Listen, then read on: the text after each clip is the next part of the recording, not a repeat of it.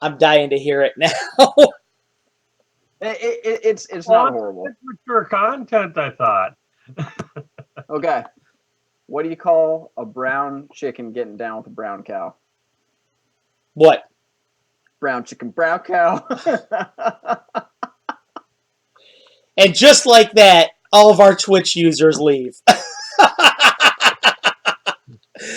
Welcome everybody in Twitch land. I'm Carlos A.S. Lysing, the Rook. This is the tonight's broadcast of the first Betrayal campaign. This is episode number 6. For all of you that have been following us so far, thank you very much. That have had managed to somehow have the temerity to stick with us even through Patrick's puns and jokes. I'd like to introduce the rest of the squad to you guys, for everyone who's watching tonight, although most of you are probably familiar with them at this point. At the bottom left-hand part of your screen is David Aho, who will be playing Arion tonight. In the middle bottom of your screen is Patrick Hope, who's going to be playing Agrias. And over on our right-hand side of our screen is Matthew Lazinski, who's going to be playing Brixton. Gentlemen, it's great to see you again. Our fourth player, Jeremy Brazil, is off-continent right now. He's a world traveler, and he's not going to be able to make it today. He should be back with us perhaps next week or maybe the week after which.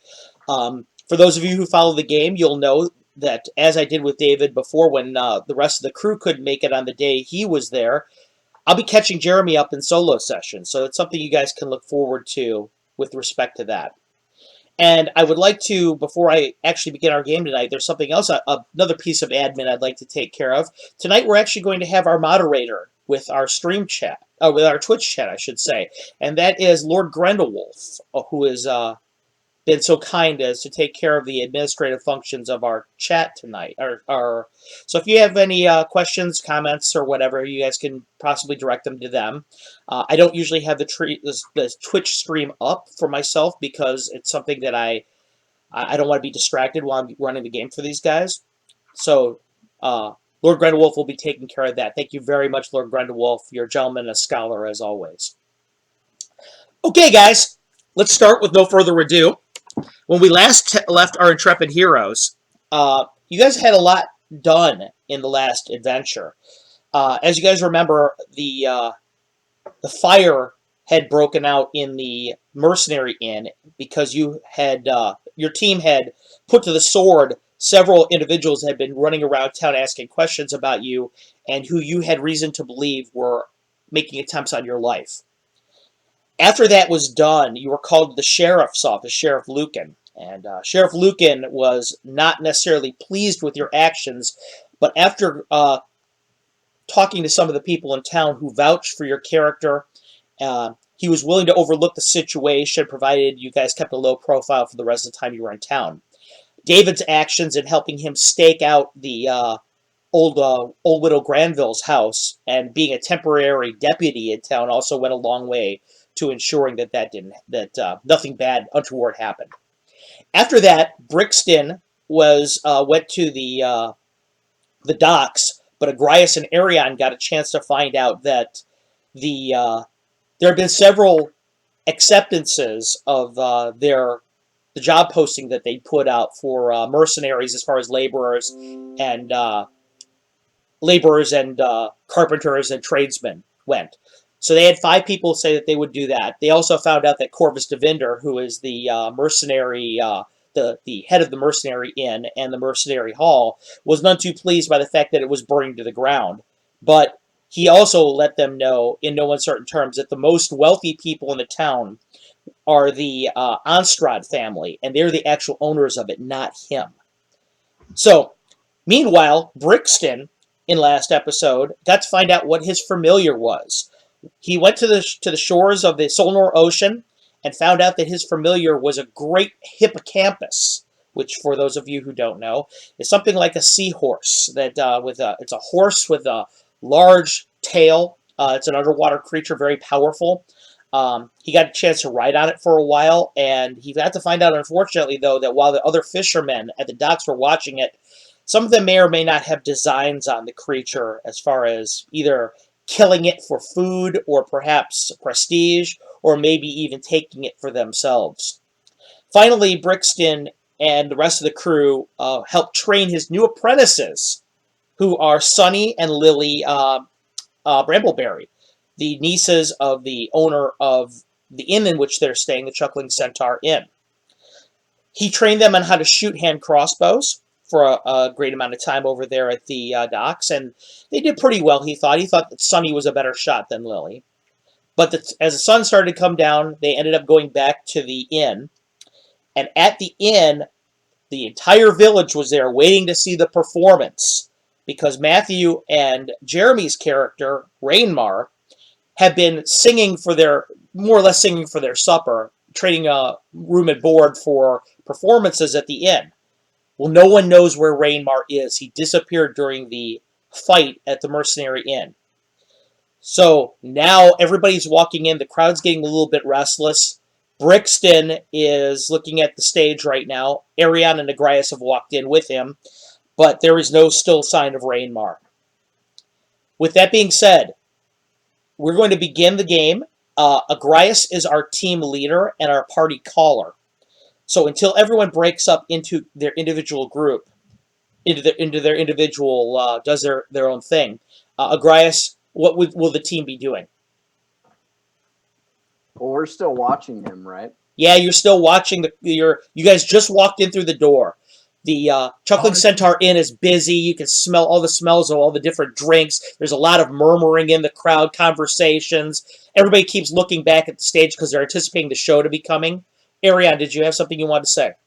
Yeah, I thought we had already, and when we left, whatever, Grace and I had been at Herrick's table with Tobias was staring at him. Oh, that's right. That is correct. You guys are actually... Why we healed them and got money and all right, that. you guys are actually sitting at Herrick's table. I forgot about that. So you aren't at the door. You're actually at Herrick's table at this point. So you two are standing there, and Brixton is kind of meandering around near the stage. Agrias, still, what is the party going to be doing? We're going to be continuing to sit at the table with Herrick. Okay. And I believe Brixton is going to put on a show again. Brixton, you're over by the stage right now. As you go by the stage, a couple people are murmuring, pointing up at you. No one's applauding or anything yet. They're just kind of waiting for the show to begin. Exactly what are you going to do?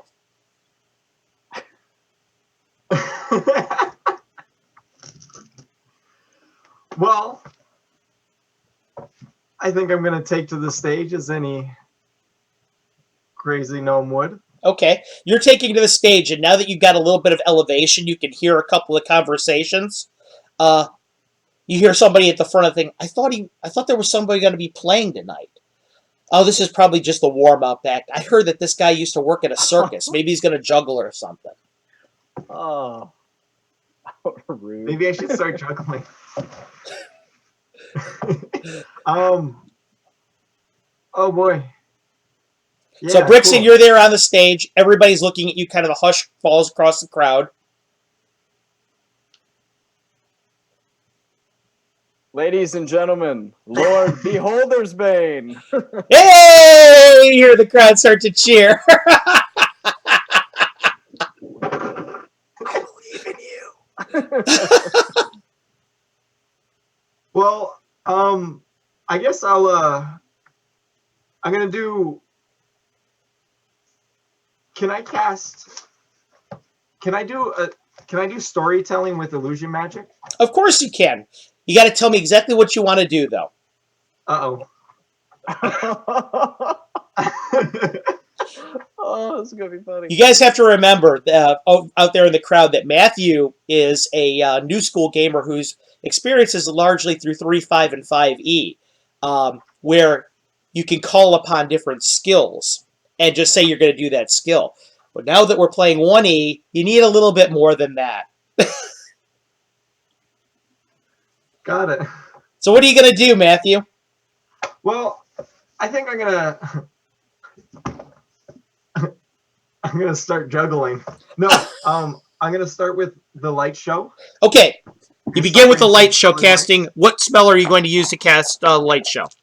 Colored lights. Okay.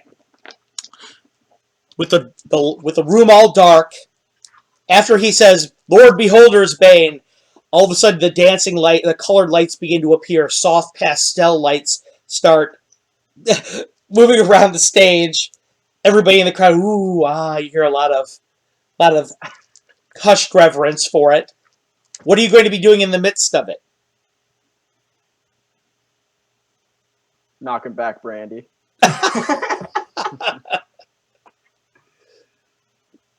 I'm going to tell. Can I tell a story about the dreams I had with my familiar? Of course you can. Start telling me a story about the dreams you had with the familiar.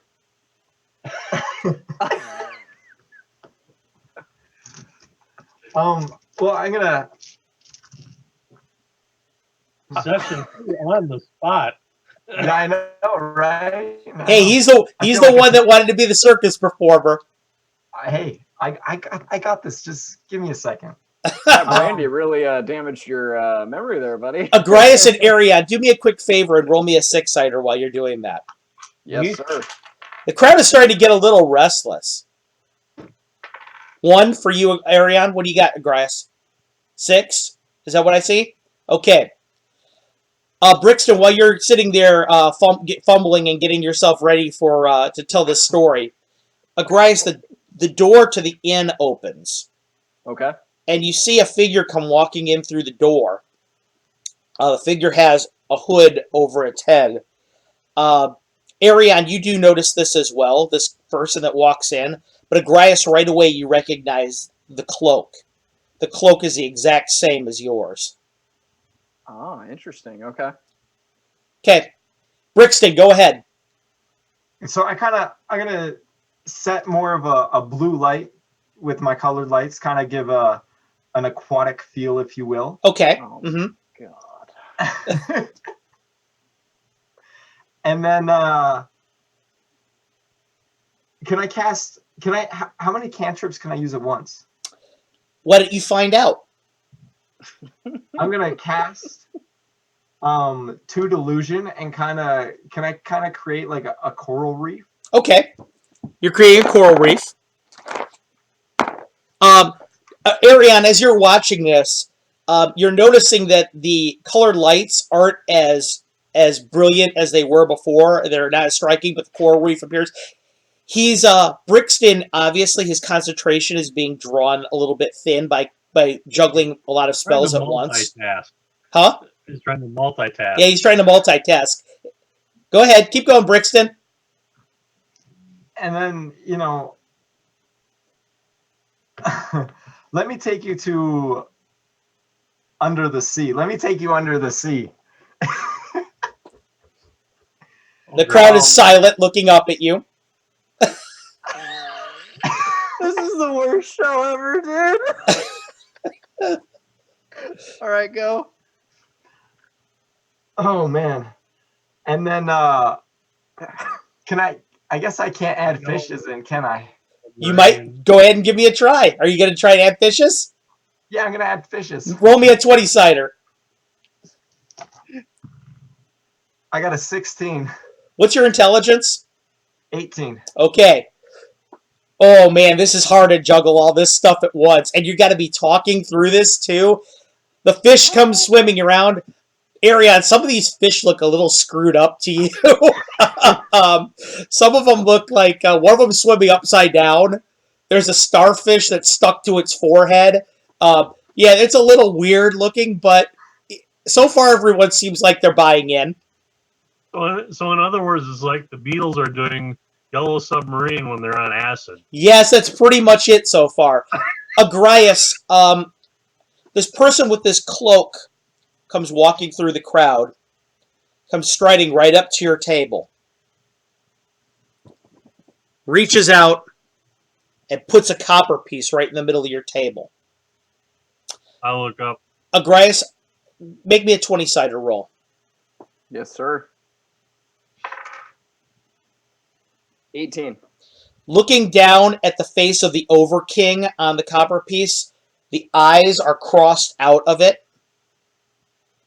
This is a traditional challenge amongst your order. Of course it is. What ends up happening in your order are not a lot of people understand what goes on with your order, but one of the things that does happen in it is there's a couple different offshoots of your order. One of them, to prove themselves against your order, has ritual challenges. If you're the same ranking in the order, you could find somebody else in the other order to challenge, to take their sword and prove their order is more worthy than yours. Oh, God. All right. Puts the copper down and looks at you. Hood still down, can't see the face. Turns around and starts to walk out of the bar. Is it Overking? The Overking, yes. Yes, Arion, Radek does not mint their own coinage.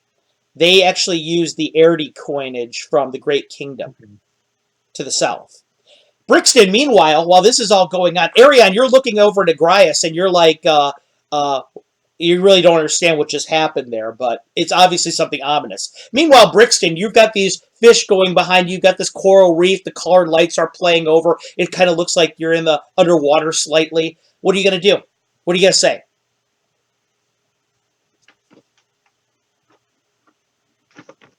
I say, welcome to this mysterious land under the sea. Under the sea. Keep talking, Brixton. Oh my god. Named Sebastian though. Oh man. And then I guess yeah. You see Lily and Sunny come up to the front of the stage. They put their arms on it. They're just looking up at you wide-eyed at all the colors and stuff. Would I recognize this from the sea travel that I've been, that coin, whatever? No, this is something totally new to you. Brixton? Okay. Yeah, and then so under the sea there are many creatures, but there are none so majestic as the hippocampus. Couple ooh. And then I'm gonna Make a hippocampus appear? yeah. Give me that 20, buddy. And by the way, at this point, not to lose out on some of your illusions, you're going to have to be under a 12. I got a 7. Okay. The hippocampus appears. But just swimming through this, and actually, none of the other, Arion, you're kind of like watching this whole thing, not, Agrias's attention is divided right now, but you're able to watch this thing with full attention. Actually, the colors seem like they're a little bit more vibrant. He seems to be getting a little hold of how to multitask this better. The hippocampus looks great. The crowd, it seems like they're buying into it too. By the way, I just rolled a 1, so the crowd is really buying into this right now. You hear a lot of ooh, hushed whispers and everything. Go ahead, keep talking, Brixton. Well, this hippocampus in the sea is a rare sight, and is a friend to few. Okay. As he's talking, Agrias, Herrick looks over at you and looks down at the coin. He goes, "What's with this?" I have to go follow that guy. I'll be right back. Make sure no one kills Brixton. Don't you want me to come with you? Arion, do you want to watch Brixton? Somebody should come with you. He goes, "I don't... What, this cloaked individual here, we can't even see their face, walks up in here and puts something on the table right over here, and you're going to go alone? Somebody's coming with you." All right, Arion, stay here with Brixton. I'm taking Herrick with me. All right. Solveig says, "I'll stay here as well." I gotta take care of Toby anyhow. Okay. Okay. Tobias is running underneath all the tables, eating scraps that fall on the ground. So he's doing the Templeton rat right now from Charlotte's Web. He's in his glory right now. Oh, great. Okay. All I hear is Paul Lind now. Agrias, you're walking out. You're walking outside to meet towards the street. Brixton, you see Agrias stand up and walk out, but fortunately, he seems to be the only one that's walking out of the performance. Keep going. Tell me more about Under the Sea. And the That's- hippocampus, that's a friend of few. I should watched The Little Mermaid before doing this. All And that can then- keep crossing your mind right now is, boy, you're going to have some choice words for Rainmar when he shows up. Now, I can dispel my illusions at any point, right? Yes, you can. But remember, once you dispel them, you can't bring them back. That spell's been cast for the day. So it might be better if you just changed them. Oh, okay. I'm gonna can I change the setting to kind of like zoom to the top of the water Sure, make me a 20. with a boat? Sure, make me a 20. And everybody's gonna get seasick. 10. Okay. Zooms up to the top of the water, and you have this majestic caravel there. All the crowds, ooh, wow, wow. Hey, that looks like it. You hear pointing at. A lot of the crowd's really engaged in this. Ariane Solveig looks at you. She goes, he might be a drunk and a fool, but he's actually pretty good at what he does. Go ahead, Brixton. Somewhat, yeah. And then I say, As long as he gets lucky enough. there's hunters, fishermen that seek after this noble steed of Oh the sea. God. Uh-huh. Ooh. Uh-huh. Keep talking. The crowd's listening to you. They're evil men that want to destroy such beauty. And then can I have the hippocampus jump out next to the water? You can, but I need you to make me a 6-sider while you do that. Uh-oh. 2. There is one table in the back corner that is absolutely expressionless when you say that. They're looking at you. You recognize they're the fishermen from the pier. They are not amused by that. Way to make enemies, Brixton. It's what he does I didn't have best. any friends. Okay. Okay, meanwhile, let's go talk Agrias. Agrias, you walk out of the bar, or the inn, I should say, and right in the middle of the road, standing there is the cloaked figure, hands on the pommel of the sword, looking at you. This is tombstone level. All right. I walk up to him. Pulls the hood back, and it's an elvish woman. Pale skin, Wait. almond-shaped eyes, just a piercing violet eyes. She's got the sigil in the middle of her forehead like you do, inverted. Looks at you, has her sword there. She allows one of her cloak to lean forward so you can see the wrist. And around it are 4 bracelets of elvish hair around it. Different individuals. Oh, Hey, it's like stealth. that. All right. She looks at you. She says, 4 have come and gone before you, Agrias. Or you who call yourself the Tenebrous Hand. My name is Maralee. She says, I am here to challenge you for your position in the Order. But of course you are. She takes a Yep. step back, pulls her sword back, looks over at you. She says, you have a bow. I do. The challenge is for blade alone.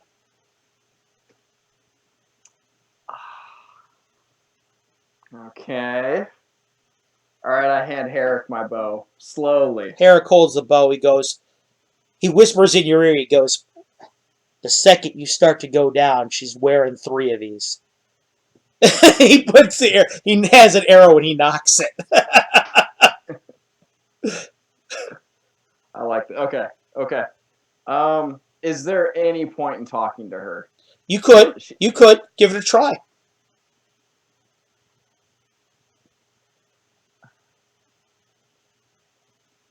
Looking at my my page here. Okay. Okay.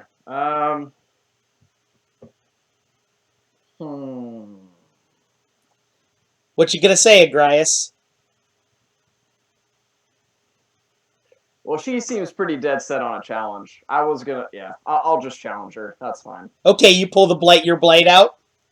I'm going full samurai up in this thing. Okay, give me a 6-sider. All right.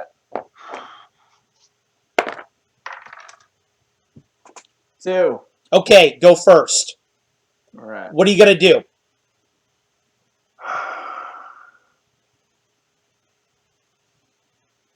She said blade alone. She said blade alone.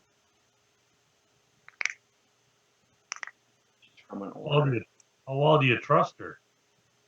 Dude, she openly challenged me and walked out. I don't challenge her at all, I know. or trust her at all. By the way, Agrias, you, just as an aside, you're aware that when a blade alone challenge, no matter what weapon is chosen for one of these challenges, spells are legal. Okay, that was my question. Yeah, All spells are legal. right.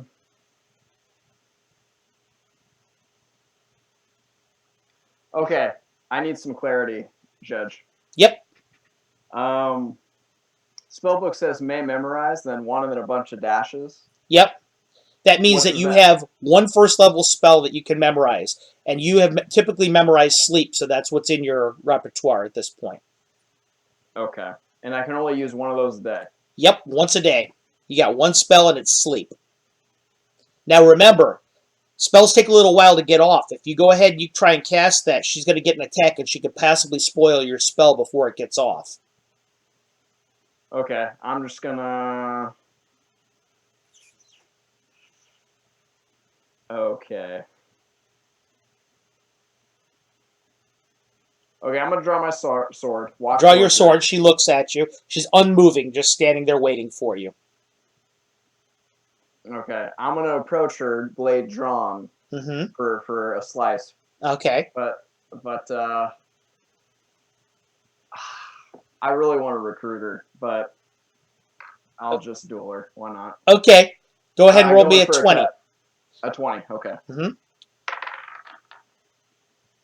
3. Agrias, your sword goes high in the night. The moon, one of the moons reflecting off the edge. It hits the ground right past her, and you look over. She's actually standing 4 feet away from where she was. The illusion disappears. Oh, fuck that. All right. She counters with a sword strike of her own. Okay. She was already prepared with a spell. Of course She you- counters, misses clean over your head with a sword strike. Brixton, inside, meanwhile, continue with your story. Oh, what a cliffhanger! I know, my story is incredible. Everybody's on the edge of their seat right now. Everybody's on the edge of their seat. If he starts flopping big time, I may have to go out, just take a breather outside. Okay. Well, so far he's doing okay, but it looks like the fishermen in the back corner of the room are not amused with his story. But everybody else seems to like it so far. I'm keeping my eye on them. Okay. They're all It's not whispering gonna get amongst any each better for other. them. Huh? It's not going to get any better for them. So I'll kind of have it the hippocampus in the water. as Yeah, the they're- hippocampus leaps out as you had in mind. and then they're trying to take it down. Okay. The Right? fishermen are sitting there with arrows and gaffs, swinging it at it and everything. The crowd's like, oh. Uh-huh. And then I say, but there is one defender of the sea. Uh-huh. And then Tell me about the defender of the sea, Brixton. Come on, don't leave us hanging. Is all He's- the rest of us groaning? I'm going to show him as a gnome, but not exactly like me. Uh-huh. And it's going to rise up on the hippocampus the next time it comes out of the water. Roll me a 20-sider. 11. Comes up out of the water. You hear a couple people. It's awful short for a defender of the sea. It's a chicken And of the sea. Agrias, the sword, gleaming moonlight, swings over top of your head. You just duck underneath the blade. Because you attack 3 times every 2 rounds, you get 2 attacks in a row this time. Okay. Go ahead, make me 2 20s. Okay. 8, 17. Okay, the first blow, you swing down her hip, she parries it. The next one comes up along the side blade. You hear this horrible keening noise of metal slicing against metal. Roll me an 8-sider, please. An 8-sider. Yep. I'm guessing that's this one? Yeah. Yep. 1. Okay. It comes up, cuts a little bit of her cheek. You see a little bit of blood coming across it in the moonlight. She kind of winces back a little bit. Swings back down at you. Ooh. Oh, that's not good. Agrias. Your sword comes up, over and cuts her face, but as you're in your upswing like that, she manages to take the sword and push it back and cut right through your torso, underneath your arm. Pain spreads out through your body. Blood starts gushing out of your arm. Take 7. How many do you have?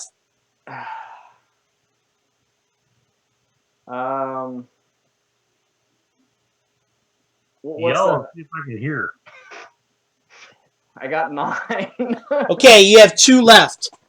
Herrick says that's about enough of that. He starts shooting arrows at her. Oh, God. Herrick. Both of them miss over her head. Okay? She looks over at Herrick. She looks at him. And right away she kind of almost spits at you, Agrias. When she speaks, she says, I thought your order had honor. Oh, well, thankfully he's not part of my order. All right, so what's next? Okay, we have another initiative check right now.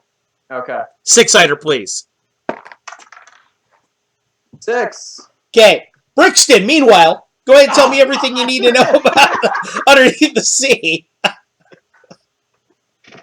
Yeah, and so this gnome rises up on the hippocampus, wind blowing in the hair, his hair blowing in the wind. Sorry, I'm gonna have him draw a sword, and then like launch a fireball at the ship. Okay, Arion, you can't hear a thing that's going on outside because everything, the crowd's noise over here, they're really getting into this. So obviously whatever's going outside must be okay. Question for you: do I see the armor here at all? The armorer? Yeah, he's sitting. Yeah, he's sitting over at the at table with the elvish money changer, and he kind of keeps looking at the door like he's waiting for somebody to walk in. Okay. Does he have a big package next to him or no? He does. He does. I get him saunter over to him. Okay, Brixton, make me a 20 about your illusion here about the fireball and the. 4. Okay, Brixton, you see, Arion, as you're walking up, you see him point the sword down. The fireball explodes out of there, engulfs the ship in this raging inferno. The crowd actually starts to cheer a little bit. That does not make the fishermen happy at all that they're cheering. In fact, now that you're standing up and you're walking towards the back of it, you hear Arion say, "This guy's making us look bad. Look at this." You hear some of them say, "Well, I got something for him after this show." I just keep note. So you go over to the armorer's table. Agrias, meanwhile, outside. Okay. Roll me a 20. What do you got? Oh, God. 20. Oh! I believe you, bro. So, as she puts it through your arm, to get there, she had to come in close, and it opens her belly up. You're able to take your sword and put it right through her stomach. Yes. You hear she makes no sound whatsoever, just this kind of a whisper of breath. Blood starts to come out of her corner of her mouth. Her eyes are wide as she looks at you up close. She kind of leans forward against you, puts her forehead against your neck. She's breathing her last. Herrick's like, kind of lowers the bow.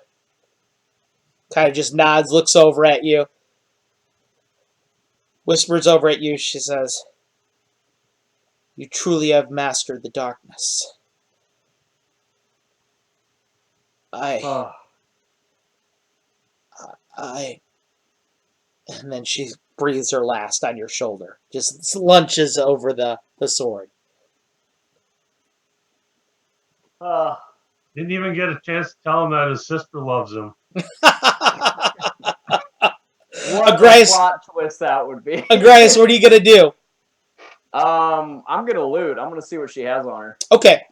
Well, she's got the wrist the bands of hair around her wrist. Herrick looks I'm gonna over, take comes those. over to you. He looks over at you. He says, "I'm impressed." He goes, "Not necessarily that you're a good swordsman, though, but because you're so hurt, you're still looking after the loot." He starts leaning over the body with you. She's got 2 scroll cases at her waist. Okay.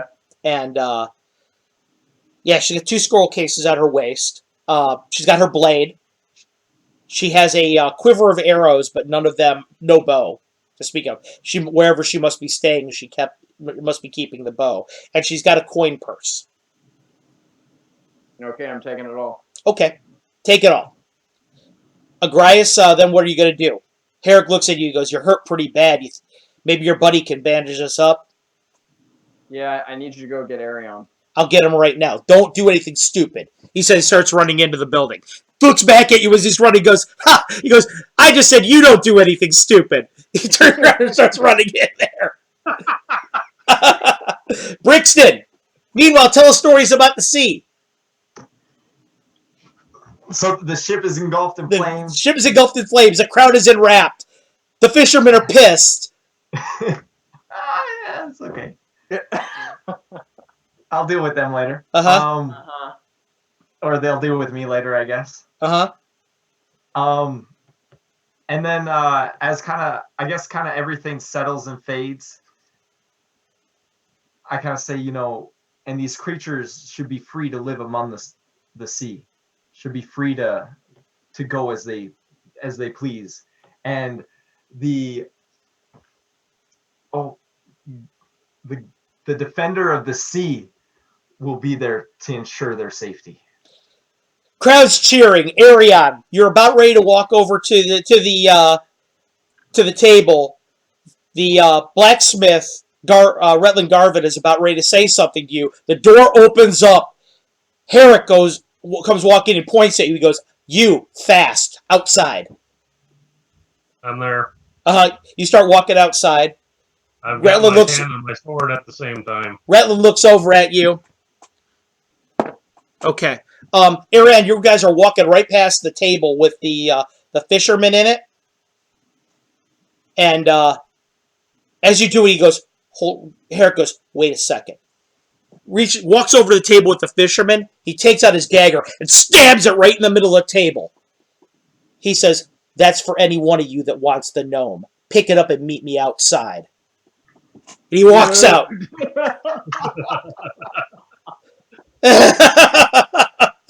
They all kind of are looking at each other like, who is this psychopath? But Arion, you go outside with Herrick. Agrias is in the middle, is on one knee in the middle of the ground. You see blood all over his cloak. There's a dead body on the ground next to him. Do what I can. Arion, it is not nighttime yet, and you've already cast your spells. That's what, but I try to bind it as much. Yeah, you can bind it as best you can. Agrias is hurt really bad. He's bleeding pretty good. Without proper medical attention, he could bleed out, but fortunately, you'll be able to stabilize his condition.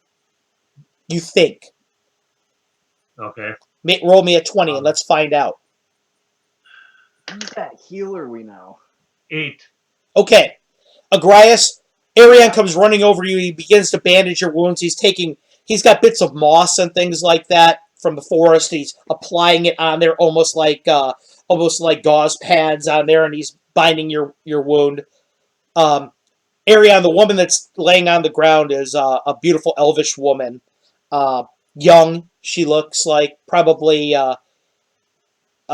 by human reckoning, she's probably only 16 years old or so. Okay. Agrias, you have anything you're going to do while Ariane's binding your wounds? Well, I can't exactly lift her and carry her somewhere off the street, so I'm gonna need Herrick to do that. Right. As you guys are getting ready to, you're telling Herrick to go ahead and lift her up. He's getting ready to lift her up. Two guys come walking out of the bar. They're looking back and forth. They see Herrick. They start walking up towards him. Oh man. Okay. Do I recognize them as a fisherman? Yeah, they're the fishermen. Okay. Am I stabilized at all? Yeah, you're down. You're not going to lose any more hit points this round, but you're hurting bad, man. The pain all the way across you feel like your right arm is probably useless at this point. Did Tobias follow me out, or is he still? No, you got no idea where Tobias is. Okay. I let out a whistle. Okay, you let out a whistle. The fishermen come walking up to you. Hey, thanks, Satch Chrysler. Appreciate your following us. David, or Ariane and Agrias, these fishermen are walking up to you, and Herrick pulls out his battle axe. These guys have the dagger. They both go, whoa, whoa, whoa, whoa, whoa, whoa, whoa. Just want to tell you, puts his dagger on the ground. He goes, we don't want no trouble. Your buddy's fine. Just tell him to stop spread. Just tell him to stop making us look bad. Understood. I say we trying to mask feeling. They kind of look at the body. They look up at you. They look down at the body, and they start running. Oh, that was settled nicely. Herrick looks over at you, just kind of nods. He picks up the body. What am I doing with her? We're gonna bring her up to my room. Okay. Actually, no. Just put her. Ariane, what do you suggest? I'm not feeling too well right now. I can't think straight. Right. I really can't go through it. We can go around the back. Maybe I should put her outside your window. We could just go in your room normal and pull her up from outside the window. You can do that. Is it night? Yeah, it's nighttime. I just don't know about what I'm guessing there's blood all over. I don't know what the sheriff is going to like about this, because there's another dead thing. Where's the druid? What's that? Where's the druid? She's still inside the building. She's listening to Brixton's performance. Let's around the back as fast as we can. We don't have to worry about we'll bounce her over rocks to get her in. I don't care. Okay. But get her inside and out of sight. Okay. And Herrick tells you, I'll wait with the body here outside the window. Just open the window and I'll feed her into you. Perfect. Okay. Let's do that. Ariane, I need you to carry me up the stairs. Not carry me, but help me. Uh-huh. Brixton, you're on the stage, so you can see the whole crowd pretty well. Okay, the doors open up. Ariane and Agrias are walking in. Agrias is leaning very hard up against Ariane's side. Doesn't look like he can support much of his own weight. But the crowd really isn't paying much attention to them because they're all still enwrapped by you. They're all clapping and cheering, and a few of them are like... go around the outside anyway, so it's all sort of hugging the wall anyhow. Okay, Brixton, you hear as you're doing as this is all going on, you hear a few people go, well, that opening act was a lot better than I expected to be, but when do you think the music's going to start? Oh, God. As we're walking past, can I signal Solveig at all? Yeah, you can say something to Solveig on your way through. Tell her to follow me or whatever. She nods, and she doesn't even really say a word, just starts following you down the hallway. Okay. She gets on the other side of Agrias and helps him with his weight. She looks down at you. She says, what happened? I have no idea yet. Just follow me. She nods. And okay, so you guys are going down the hallway to his room. Agrias, right. You get the door open. Outside, Herrick is waiting there with the body. Just like he said, he starts feeding it through to Solveig. Solveig looks over at you. She goes, well, now I know what happened to you, at least. Starts getting the body in through the window. All right, I plop onto my bed. And okay, you're down on the bed. Solveig looks over at you, Aaron, and she goes, I'll get the druid. Yeah, I want to try to get a hold of the. I need to get my package and pay for that armor too that he's got with him. Well, then you go get the druid. Okay, that's what I was going to suggest. So She nods. She goes, I'm going to stand in the hallway and keep watch and make sure that that Agrias is undisturbed. right, I'll do that, and then I'm also going to try to collect Tobias if I can find him and bring Okay. him in. Herrick says, I'm going to stay out here outside the window. If I thought of this, someone else will have thought of it too. Right. All right. All right, Agrias, good. you're laying there staring at the ceiling. You're kind of faint a little bit from the blood loss, but you think you're going to make it. You're pretty sure. Brixton, meanwhile, outside in the inn proper, you're standing there on stage. Your show is over. You hear the crowd. None of the crowd is moving. They're all kind of waiting for Rainmar. Lily and Sunny kind of look up at you. She goes, "Where's your friend?" No, actually, I take that back. Lily goes, "Master, where's your friend?" Master. I Oh, gotta write that one down. oh yeah.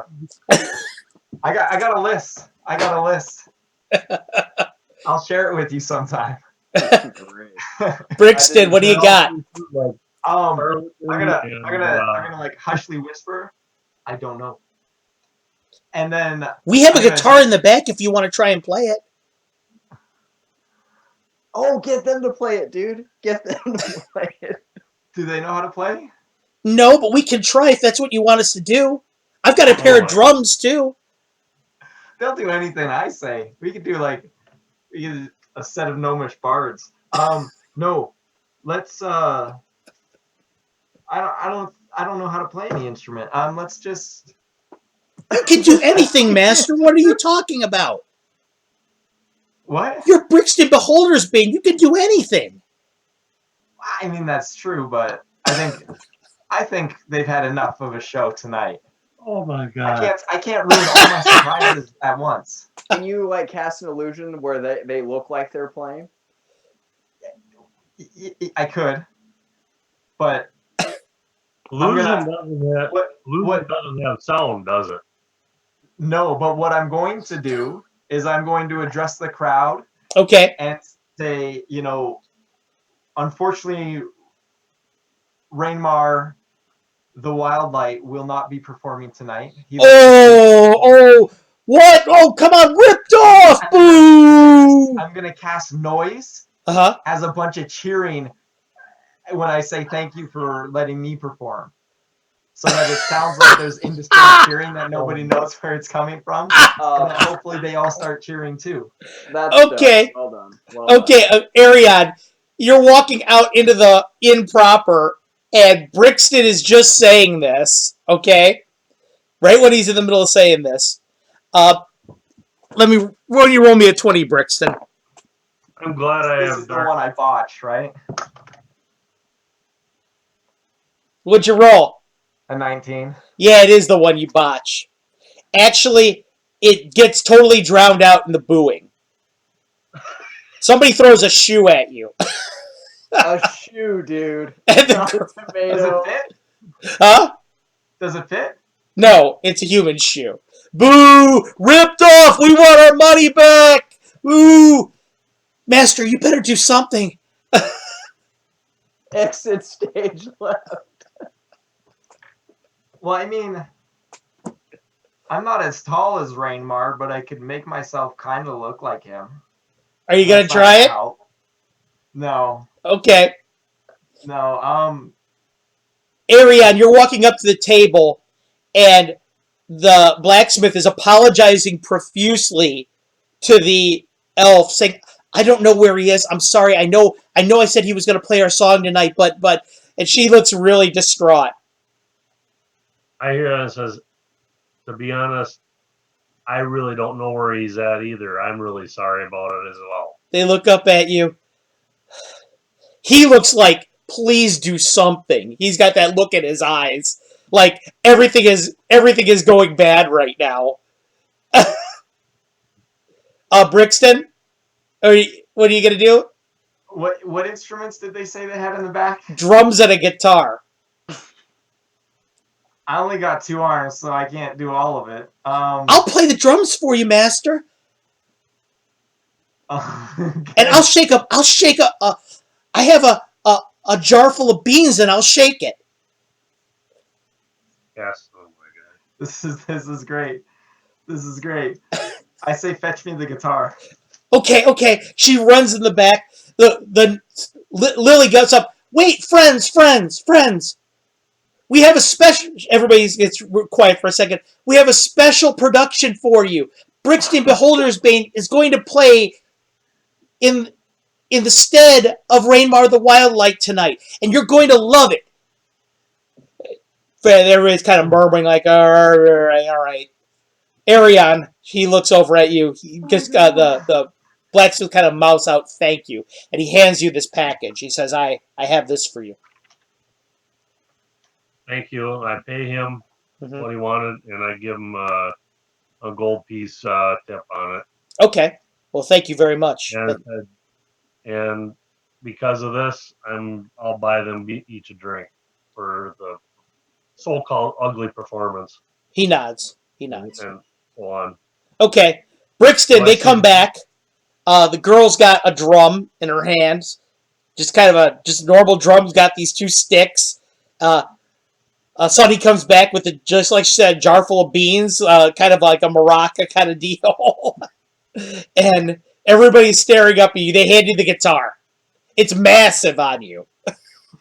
I guess it's not a gnome. It's a human-sized guitar. Oh, it's like a what the hell? It's like an upright bass to you. Like a cello, maybe. You have been set up for failure. But, I could grab my real guitar and play a song. No, that's okay. That's okay, Brixton. I want to hear what Brixton does, not what Matthew does. Brixton the mariachi band.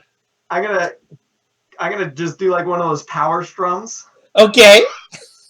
to start with, Roll me a 20, please. and then I'm just Roll me up 20. 8. Okay. Brong. The girl starts start shaking. The crowd's kind of waiting for a song. Everybody's just quiet, looking up at you.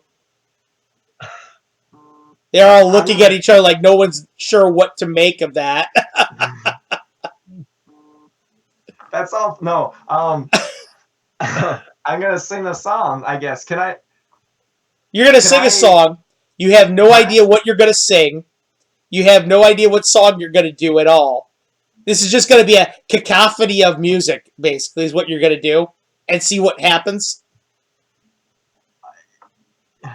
Yeah. Okay. Yeah. Meanwhile, Arion, you fetch Elin. Elin's sitting there. She's looking up at you from her table. She's got a big mug of beer next to her. She's like, "This is horrific." Bring your drink and come along with. Takes a big swig, comes running back with you. She goes, "Don't you want to save your friend on the stage? They're gonna kill him in about 5 minutes." I want to save my other friend here. He's in worse shape than right now. What's happened? She says she's running down. She's running with you. She sees Solveig out in the hallway with her battle axe, just kind of eyeing both ways. But I don't have anything. I don't have any kind of cure light or anything like that done, memorized yet today because I haven't been. She looks at you. She says, "I'm a druid. I can't cast cure light wounds either." I don't know if you have anything on you that could help. I do have something that can help, but if you need a spell, I'm not that advanced yet. I've stabilized his wounds as much as I possibly can, but he's in bad shape. All right, I need to run next door. I need to fetch a particular brew. I'll be back. Just try and keep him alive for 5 minutes. She goes running down the hallway. I don't think that'll be a problem. So okay. Tobias come along with? No, Tobias, you still have no idea where he is. Oh shit, he's out looking for skunks.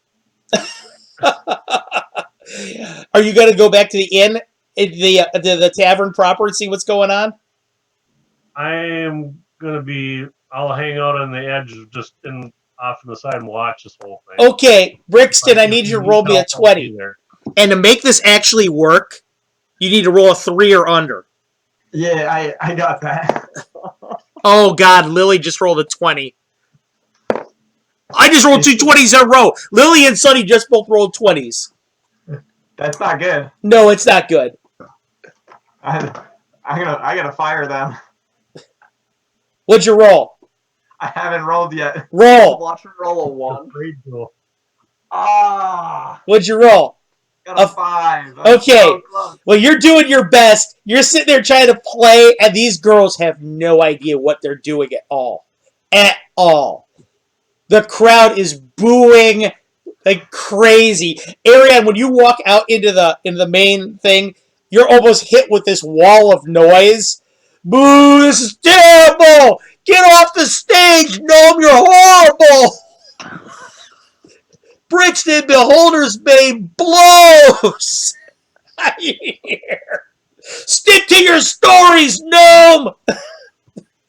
Defender of the Sea! I need a defender for my ears! Oh my god. This is what you hear, Ariane, as you walk out front. I feel like I'm back in high school. Dude, this crowd is brutal. And I Somebody don't think about somebody it wings around. an empty mug past your head, hits the back wall. Oh man. Yeah, the crowd is not happy. Aaron, you walk out there, Melindra's standing there. She's just shaking her head. She looks at you. She's like, this is a disaster. You're telling me. I think we need to save him before someone ends up killing him.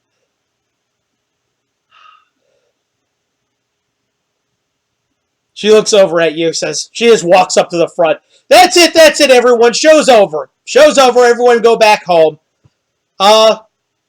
Stop by the front and everyone will get their, we'll give you your money back.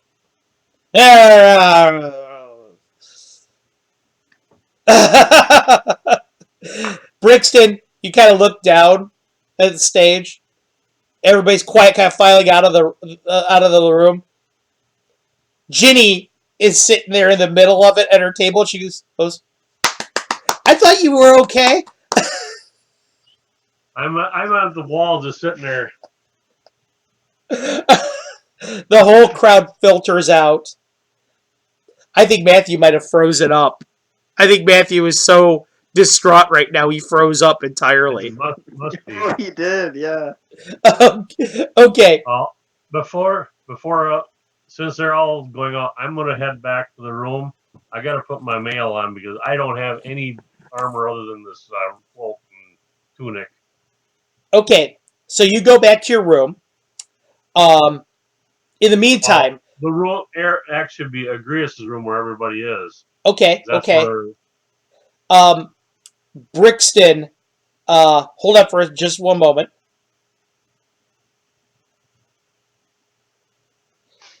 Okay, I just had to send Brixton a quick message to tell him he froze up. okay. Anyway, you head back to your room, Agrias. You are still sitting there in the middle of the room, almost passed out. Finally, the door opens back up.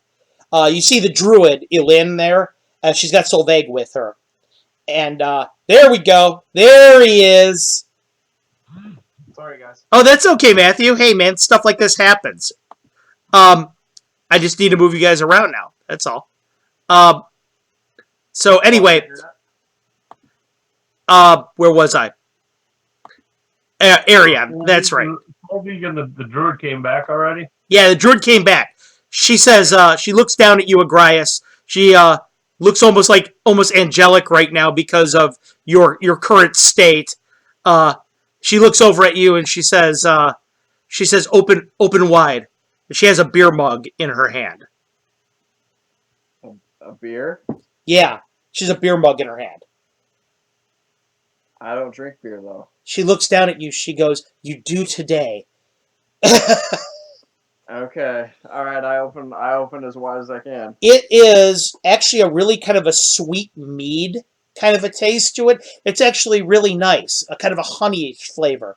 And as you taste it, you kind of feel it go down your stomach. you feel something at your side. And you kind of look down at your side where the sword wound is. There's these like little ghostly bees there. And they're building like a honeycomb across your skin. Oh, crazy. You're looking down at it, these ghostly bees. She says, drink as much as you can. She goes, I know you don't like it. Try your best. Okay, as I'm drinking, I look down. You're looking down at it. Finally, in a few moments, the bees completely make a honeycomb across the skin. And they kind of fly around and dance around it. And they kind of disappear into these twinkling motes. When it's gone, the honeycomb is replaced by flesh. Crazy. That's dope. She looks over at you, Arion. She goes, I made this. I don't have much of it left. She says, I made this about a month ago. It's probably the finest batch I've ever made. She looks down at you, Agrias. She goes, remember, my goddess is Wenta, goddess of the harvest, goddess of beer. She looks down at you. She goes, that's holy water for me. She smiles. Oh, yes. She goes, the potions I make are all in forms of alcoholic beverages. She looks over at Sylvain. Sylvain just nods. Well, I don't have any problem with beer. Well, let's hope you don't need it anytime soon. How do you feel, Agrias? Agrias, you're tired, but you feel like after a good sleep, you should be okay. I feel like I need to sleep, but I'd feel a lot better if I knew people were watching my room in case someone tries to off me my weakened state. That's not going to happen, Alin says. I'll be sitting right here. Everyone else do what you want to do, but I'll watch over him. He may need what's left of this. Solveig says, we're in this together. I'm standing outside the room. All right, someone needs to check on Herrick, too. Oh, I'm still out here, you hear. Nobody out here with me yet. All right, Arion, what should I be looking for? Cloaked assassins or what? It's loud, too. Yeah. Okay, I guess I need to put someone in charge if I'm going to pass out for a while. Definitely not that one. Get real. I just poured my heart out on stage. Give me a break. And it was thrown back at you. Brixton, I don't know how much of this you got a chance to see, but they booed you off stage pretty much, but Melindra came to your rescue and told everybody the show was over, that everyone was going to get their money refunded at the door. You're still standing there on stage, and Sonny and Lily look totally dejected. Lily's like, well, if you would have played better, Sonny, you wouldn't have gotten booed. It wasn't his fault. It's a teaching experience. And she looks over, she goes, I know it wasn't Master's fault, it was your fault. She goes, you almost broke the drum.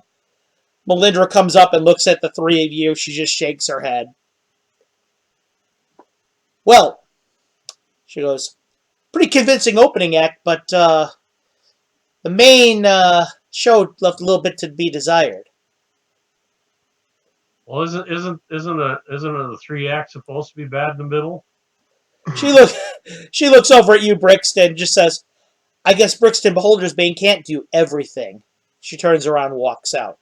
Oh. Looks over at Lily and Sonny, and she goes, I want you two to remember that when you're on the road with him.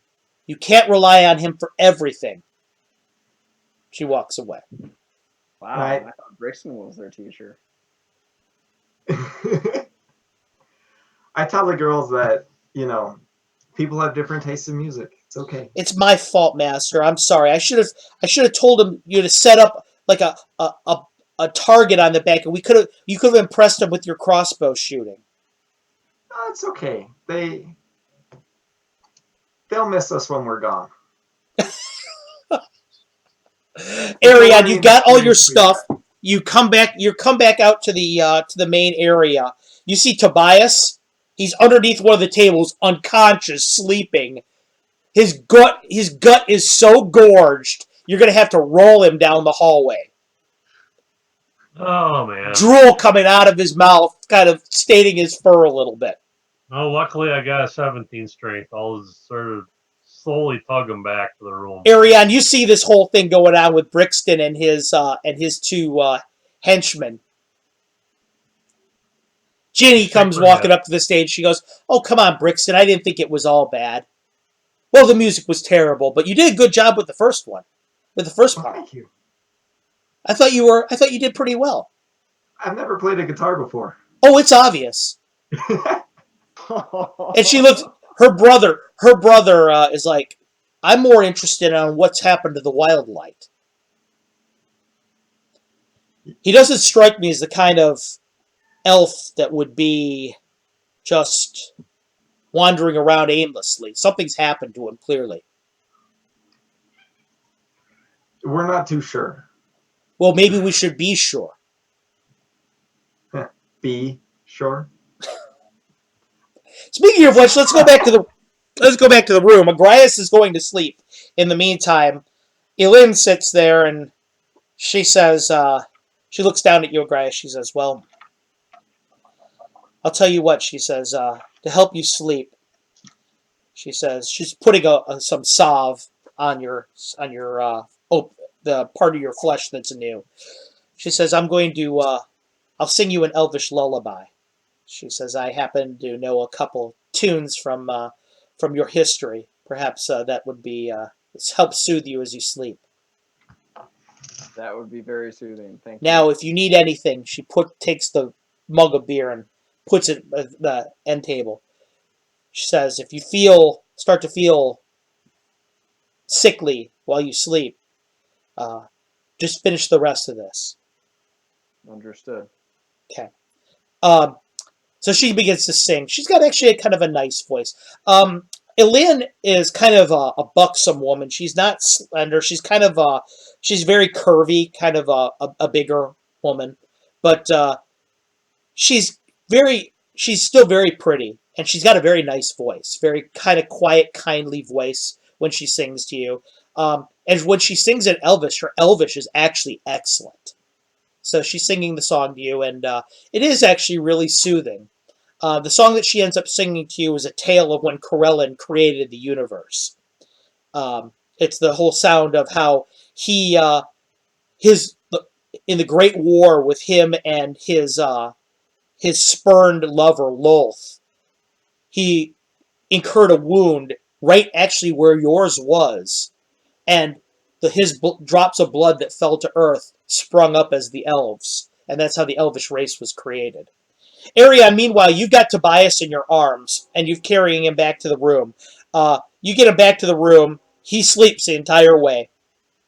Where are you going to put him? Just on the floor somewhere? Where he normally sleeps. Okay, you put him on the foot of the bed. What are you going to do then? I'm keeping my armor staying alert, but I've got to get some sleep because I haven't had any since the sheriff came by. That's right. You're really exhausted at this point, and you've got no spells whatsoever. So you're actually going to get some sleep in here now? I'm gonna try. I'm staying clothed with the armor. Or are you going to wear your armor when you sleep? Yes. Okay, even though you know that that's going to compromise your ability to get the optimal rest. Oh, I realize that, but right now, the way everything is going, I'd rather have that little extra safety measure there. Fine with me. I just want to make sure. Brixton, out in the meanwhile, in the inn, you're the only one awake. You're there with Ginny. You're there with your two apprentices, and you're there with Merrick. They're all standing there around you. So Merrick takes up his axe, puts it over his shoulder. "I'm going to go for a walk, and I'm going to see if I can find our buddy. Anyone coming with me?" Is it nighttime? Yeah, it's nighttime. Yeah, I tell Sonny and Lily that I'm gonna take the night. You guys can go to bed or do whatever your aunt needs you to do. Okay, well, where are we sleeping? Where you usually sleep? Oh, so you're going to come in the back. No. I'm gonna help these guys out. Dude. Oh, we'll come with you. They look tired, bedraggled, but... No, I say it's time for bed. It's time to get some rest. All right, I guess. But Master, you've got to be careful for us, please. I will be. I always am. Okay. So they end up leaving.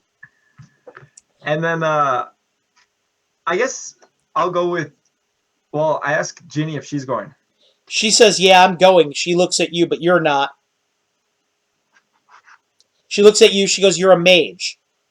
She says, you need to sleep and get your spells. You're of no use to us right now. Well, I wanted to talk to you about. You said you had something to talk to me about Agrias. Oh, well, it's kind of a personal secret. I don't think I should tell it without him being here. Okay. It's about his order. I know a little bit about what I've heard, and if he's a member of that order, you should just know he's a dangerous man. You should also know that He is. You should also know that he's probably got a price on his head. His order is of the type that one has to kill another in order to advance within their ranks. I wouldn't be surprised if there are elves all over Radek trying to kill him right now.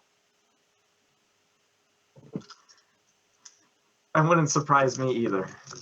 She nods. She says, but you should go with your apprentices and get some sleep. She kind of pats you on the shoulder. And I say, yes, master. She kind of laughs a little bit. Come on, brother, let's get out of here.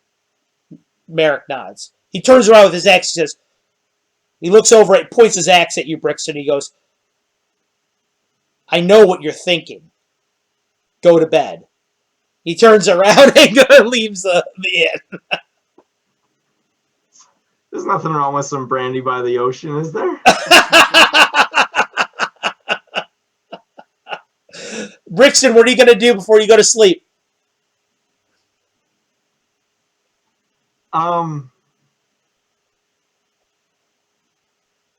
just going to go to bed. Okay.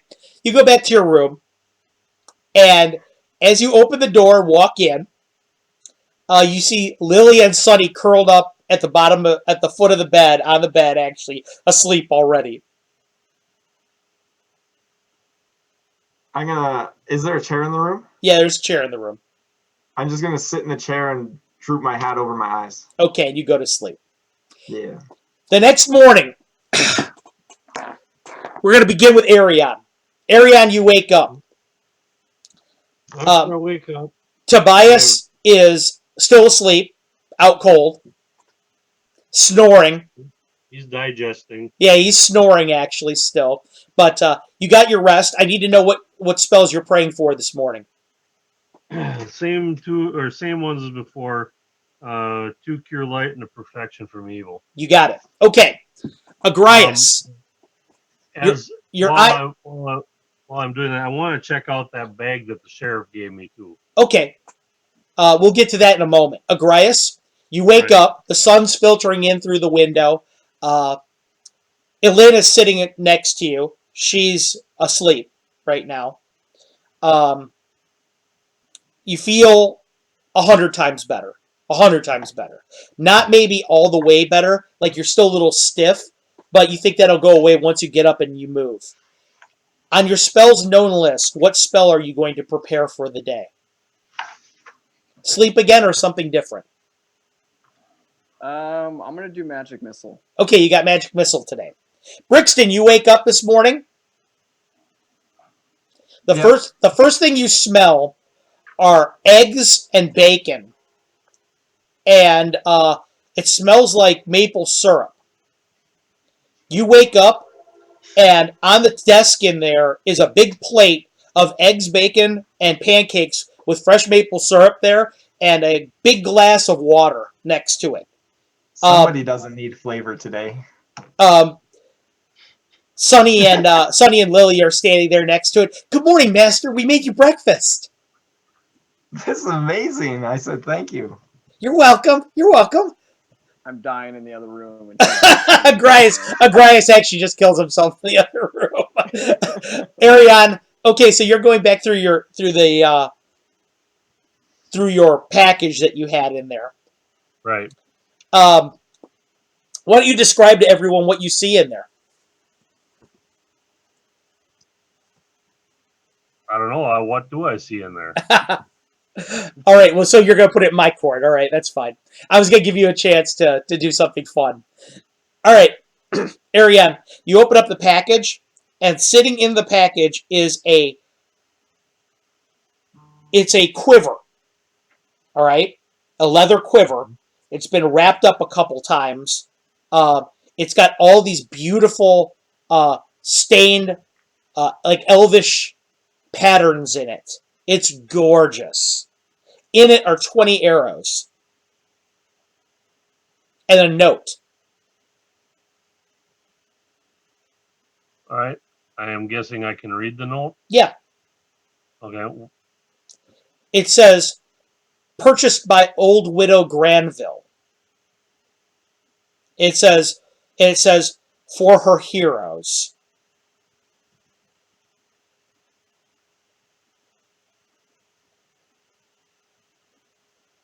You look at the arrows, all of them have owl feather fletching on them. The heads of all of them look like they're made out of silver. The shafts are perfectly jet black. Okay. They're gorgeous arrows. Agrias, you're awake. What do you choose to do? I'm gonna get out of bed and stretch. Yeah, you get out of bed, you stretch. Just to drink that beer just in Uh-huh. case. Drink the beer, and yeah, all of a sudden you're kind of being sold on this mead. Actually, it's actually pretty tasty. Yeah. The Elena's still asleep. She looks like she had a pretty long night awake watching over you. But being that you're an elf, you're nearly silent when you're walking around the room. Are you gonna wake her up, or are you gonna let her sleep? I'm gonna wake her up. Okay. But help her to the bed to finish sleeping. Okay. You wake her up. She, you leave her. Help her go back to bed. She kind of just curls up around the pillow and goes to sleep. Yeah, Brixton! You gonna eat breakfast? Oh, you better bring if I haven't started already. Okay, Brixton, you start eating breakfast. Man, it's a great breakfast. These girls, for all their failings and for all that they can't do, they can cook. So, and Plus. actually, as you're eating, it occurs to you that's something that you guys were thinking about maybe you should have for the road, is cooks. And as it should turn out, these girls actually know what they're doing with preparing a meal. Oh, great. That went to his head again. So, what are you going to do right after that? Can I memorize my spells? Yep, what do you want? I'm gonna do distract, firefinger, and toot illusion for my Cantrips? Uh-huh. And then I think I'm going to do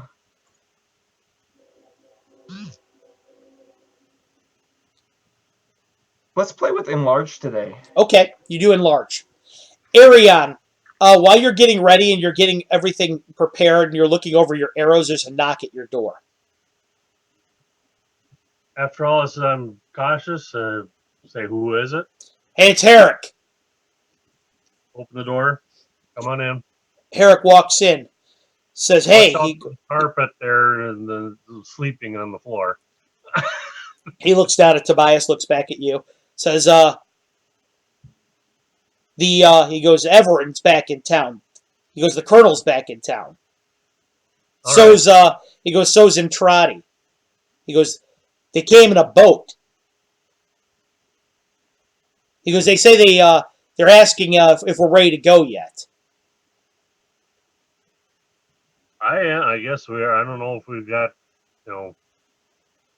I'm guessing we are. You talked to Agrias yet this morning?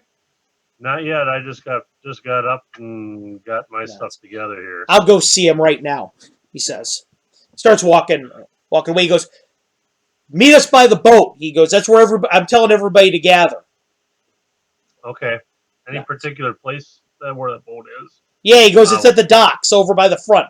Right where the gnome and that thing were yesterday. Okay. Gotcha. Brixton, you're eating breakfast. You're memorizing your spells. There's a knock on the door. The girls turn around. They walk over. Who is it? It's Herrick. Is this Brixton's room? They open the door. They look down at them, look at you. He kind of looks at you a little weird. Did they sleep here last night?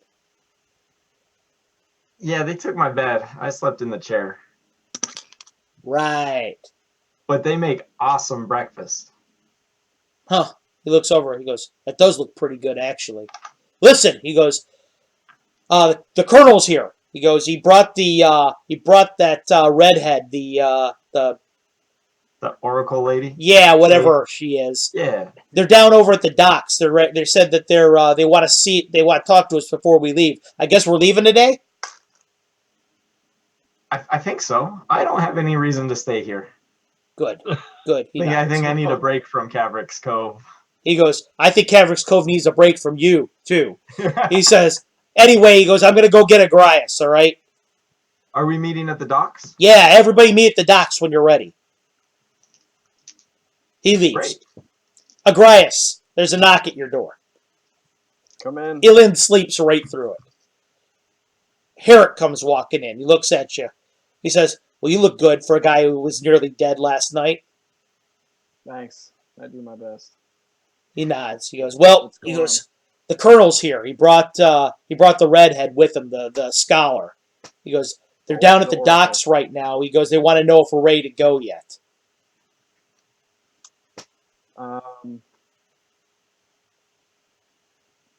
We don't know anything about Rangmar, right? Nothing at all. In fact, you slept through the whole thing about somebody going to try and find him, too. Oh, that's right. Okay. Mm-hmm. Who's the lady in my bed? The brewer? What's That's Ilin. Is Elin's coming with us, right? Mm-hmm. Mm-hmm. She agreed. Okay. She agreed to be part of it. Okay. I can't find my list.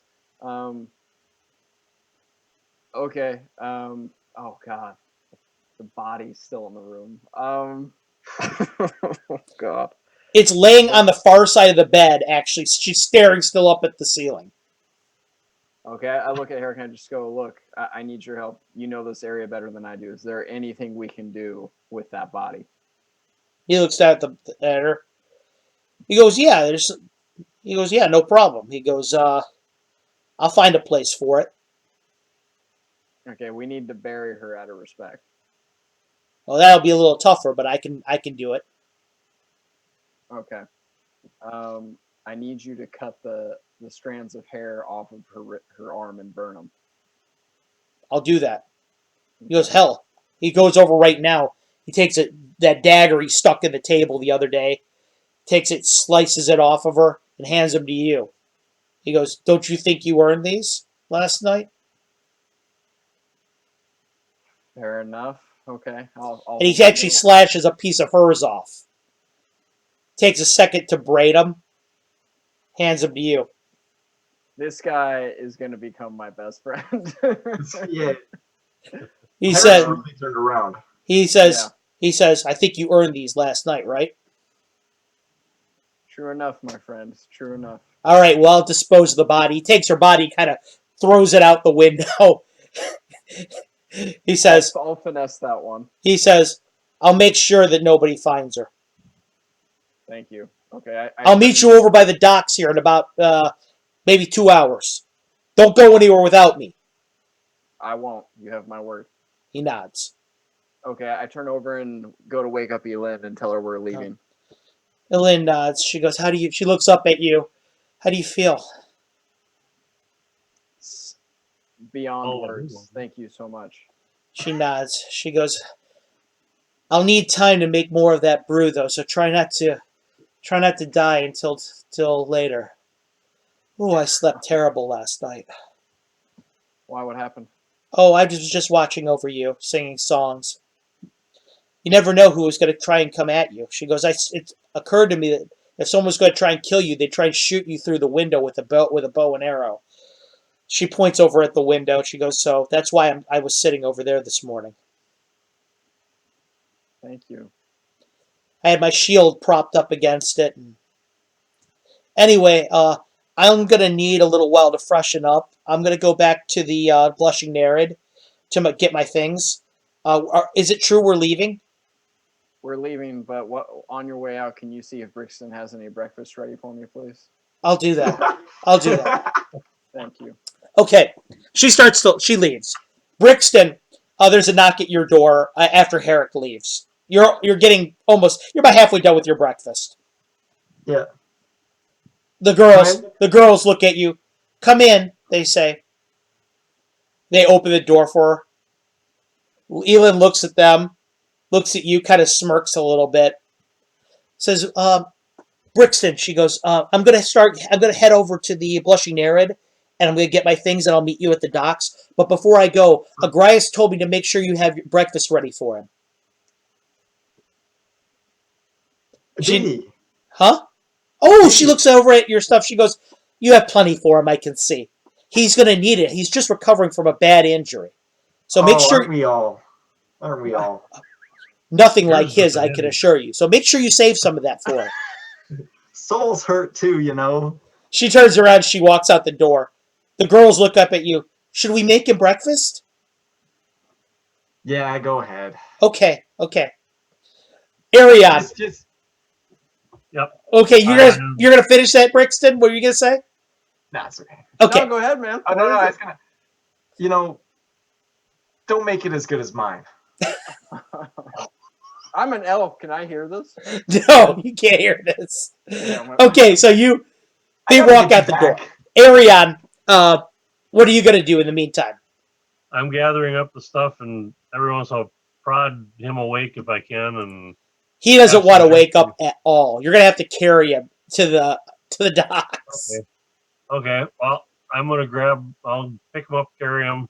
Is Melindra at the front there? Yeah, Melindra's up front. She's sweeping and cleaning up the inn from the debacle last night. She looks at you. She goes, "Oh, good morning." Morning. I guess we're leaving. And, Oh, thank the star. I mean, that's too bad. oh, I know. It's like I flip her a coin for gold for Well, thank you very much. She says. like She says I was going to charge Brixton and the rest for their stay last night since they couldn't perform very well, but this should cover it. all right. But thank you for all the trouble and everything like that. Just make sure you look after my nieces, please. I Oh, don't know if I believe me. trust that character yet. We will do that. We'll do that, and we'll rein him in when we can. Good. And I hope your friends Oh. find your other friends soon. Yeah, I don't know what happened to him at all, so I was half groggy this entire last day. Okay. So, Ariad, you walk out of the inn. Kevrick's Cove is heading over, Kevrick's on the Cove. way. I'm heading to the Yeah. over to the sundries on the way there. Okay. Oh, you are? Okay. So you start I still walking gotta towards the pick some sundries. stuff up and pay them. Grace, it's about maybe 20 minutes since you woke up, and there's a soft knock at your door. Come in, Agrias? please. Agrias? Yes, come in. The door opens up, and Lily and Sunny come walking in, and they've got 2 platters in their hands. You smell fresh bacon, eggs, maple syrup in there, water. You're just there with Elin. Herrick already left. You needed breakfast? Yes, please. We made breakfast for you. Brixton said we Oh. could. So they start putting stuff down for you in the room. Brixton said you could. Yeah, uh-huh. Well, we had to ask. I mean, he's our master. So, I see. I'm too tired for this. Okay. Thank you so much. you're welcome. You're welcome. I hope it's good. Me too, for Brixton's sake. Sonny and Lily kind of look at each other, kind of like a little frightened, and they walk out. Grace, actually, it's really, really good. Okay, good. It's really good. I leave a small portion for Elin to eat when she. Oh, she already left. Never mind. Yep, she already left. All right, I'm eating all of it. Okay, you eat all of it. And actually, you feel like you're just about ready up to full strength again now that you stretched out and had something good to eat. Yeah, you feel like you're just about up to full strength. What are you going to do from there? I'm gonna check all the rooms to see if any of my team left anything Okay, looking around, you come over to Brixton's room, and he's just finishing up memorizing his spells for the day. He's the last Draw one my in there. blade. Nobody looks like they left anything in there, except for Rainmar. All of Rainmar's belongings are still in his room. Oh, okay. And when I say belongings, I don't mean his weapons and armor and things. I'm talking like a spare change of clothes, some things like that. So it's clear that he hasn't been back yet, and he didn't intend to check out yet.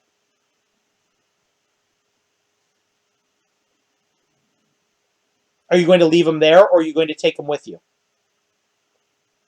I'm gonna take him with me. Okay. Agrias, you go over to Brixton's room, you find him there, and Brixton's just closing up his book. Looks like he's eaten very well this morning. You look chipper, all things considered, from last night. Likewise. Uh-huh. Are you ready to go? Yeah. Do you want me to stop by the Mercenary Guild and make sure we have everybody? Yeah, that'd be great. Thank you. Okay. Agrias, then what are you going to do? I'm gonna go downstairs and have some. Nah, probably not have some tea. I'm gonna go with Brixton. Okay. Brixton, is there anything That'd be you'd a like good to idea, accomplish actually. left before you go over to the Mercenary Guild? Yeah, I want to say bye to Melindra. Okay. Oh God. Agrias, God, you I'm and here for Brixton this. go out to the front. Melinda is there sweeping up from last night's debacle at the show. She looks over at you. She looks over and smiles at you. Agrias says, "Good morning." She looks over at Brixton. She goes, "Brixton." Good morning, Lindra. Melindra. Dude, really? You're back? She looks over at you. She says, "I heard you're leaving this morning. You still taking my nieces? Yeah, Remember your oath." I will. Yes, She ma'am would be a better answer to that, dude. Not yeah, I am. Just remember your oath, she says. I'll take good care of them. If word comes back to me that you haven't taken good care of him, she says. She looks over at Agrias. She looks back at you. She goes, Agrias can vouch for what's on the back wall of my room. She brooms off. I'm sure he can. They'll be well taken care of. Excellent. We're on our way to the Mercenary Hall. Can you have them prepare their things? I will. And can you have them bring some cooking things? They're phenomenal at that. They'd better be. They learned from me, she says. Looks over at you. She goes, you're not going to treat them like like they're your slaves, are you? No. Good. Too late. Good, then. I'll make sure that they have all the belongings that they need. Agrias. She nods. She doesn't even really say goodbye to Brixton. She just turns around and walks away. So I say bye, Melindra. Arion, you're over at the sundry shop. Yes. The two sisters are out there. The Sunshower sisters are there. Iris greets you at the front. She waves at you. Oh, hello, Arion. She goes, is there anything I can do for you this fine morning? Yep. I am come to pay for what you had set aside, the luthier kit and some of the other stuff. Absolutely. Please come in. Come in, she says. And one other thing can you help me wake this boy up so I don't have to carry him the entire time here? She goes, look at that you know a better belly. way to do that? Oh, we have some herbs that can wake him up. She looks over at you and she says, were you at that show last night over at the Chuckling Centaur? I was at a couple shows last night. Oh, was that gnome terrible on stage? I know. I mean, he started off really well. I mean, the illusions were spectacular. But then he started singing. Oh, it was terrible. My sister and I walked out. We couldn't take it anymore. Probably a good idea. She nods. They end up giving you the luthier kit, and they end up giving you a sprig of herbs. And she says, this should wake him up, but if I were you, I wouldn't sniff it yourself. That's fine. Arion, sniff it. I I have some beef jerky or jerky treats for him for his breakfast. So when I open it up, we'll wake him Okay, up with. you put the So sprig we're in gonna front be of his leaving. So nose, want to and he just kind of say goodbye to him. So okay. You kind of put the sprig in front of his nose. He just kind of lays there for a second. Oh, his eyes just flash open. It's like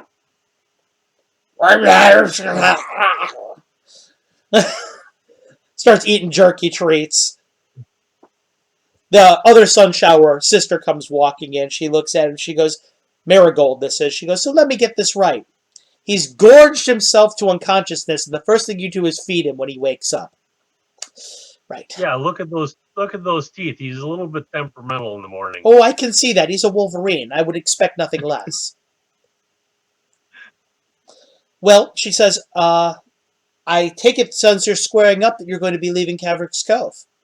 Yep, and I wanted to say, wanted to pick the stuff up. I wanted you to say bye to him for the time being. I don't Oh, know if he's Iris gonna and be back. Marigold pet his stomach. Oh, he's such a sweetheart. She goes, you be safe on the road. It's dangerous where you're going. I know. We'll be doing as best we can. Okay. Well, So please come back whenever you want. Caverick's I Cove will will do always so. be here waiting for you. Oh, I'm sure they will be. Okay, Agrias and Brixton. You guys leave the inn and you walk over to the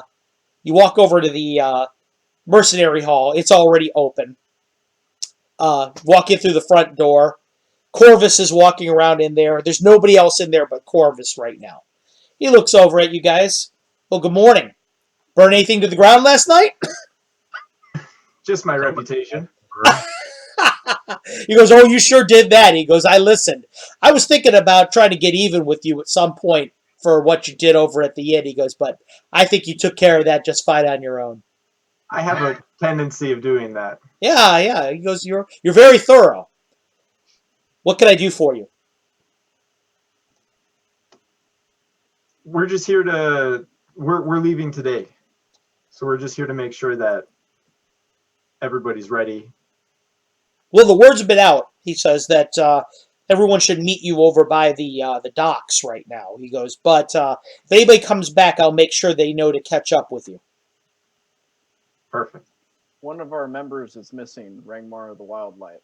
So if you Oh. see him, please let him know. I sure will. He goes, because I have the map over here where you should be heading. I can send him on the trail after you to catch up. Thank you. Well, good luck on your trip, he says. Hopefully remember, there's an old saying in mercenary speak that if you want some parting wisdom, I can impart to you both. Because just always remember, he goes, corpses don't get paid. Yes, sir. So you're saying kill everybody? I mean, I'm saying you can take that any way you want. Brixton, your resume is so bad right now that it's actually inspiring. Yeah, as a matter of fact, he said we've had a couple jobs come up today, and he goes, I want you to see them. He hands you out these 3 papers.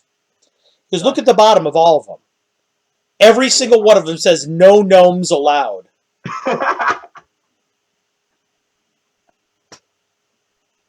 He puts them up on the board. He goes, you made quite an impression in Caverick's Cove. He's putting them up on the boards. Dude. And we thought elves were bad here again. I am actually impressed with you, Brixton. You got people to say no gnomes allowed. Caverick's Cove, man. I'm impressed. Good job. Brixton and Agrias, you guys end up leaving the mercenary hall, unless you have any other business you want to attend to there. You're walking down the street, and Arion is just walking out of the sundry shop. The 3 of you kind of reconvene over there at the town, right there at the crossroads where the town meets in its center. Going down the main promenade over to the docks, you see a very large sailing ship, a 3-mast sailing ship that's pulled up to the docks. End up walking the way down there. The sun's bright today out, cloudless sky, very nice day. A little chill in the air first thing in the morning. But you walk down the promenade. As you guys go down there, you go walk past the blacksmith. His dogs start barking. He waves at you guys as you guys go by. So you've even though some people have a bad taste in their mouth about some of the things that have happened in Cavern Cove, there's still a few people here that quite like you guys. Yeah, go ahead, David. As we're going past there, is the sheriff? Yeah, he's not outside. He's not outside. Nope. Okay, I was gonna say tell him that we're leaving, so you can feel a little bit. Just breathe easy. Yeah, something along those lines. Yeah, but you don't see him there. So you guys end up walking all the way to the docks. At the docks, is the armor still there though? Yeah, he's still there working in the lean-to.